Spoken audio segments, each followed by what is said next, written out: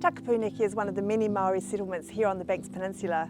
Cared for by the Unuku Runanga, it is a registered wahi tapu with Heritage New Zealand or Puhiri Taonga.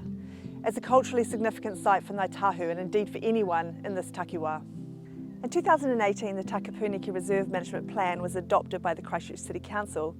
City Care Property had done a number of significant social infrastructure projects with the CCC before, and we were asked to be the lead contractor on this project. Work began in 2021. Site preparations included major earthworks, which was bringing the site up by about 6 or 7 metres from its original topography.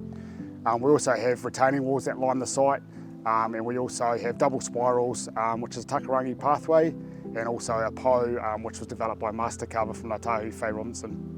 The landscape master plan has a reserve split into 3 areas: Park of Silence, Park of Healing, and Park of Reflection, which will be carried out over the next 3 to 10 years.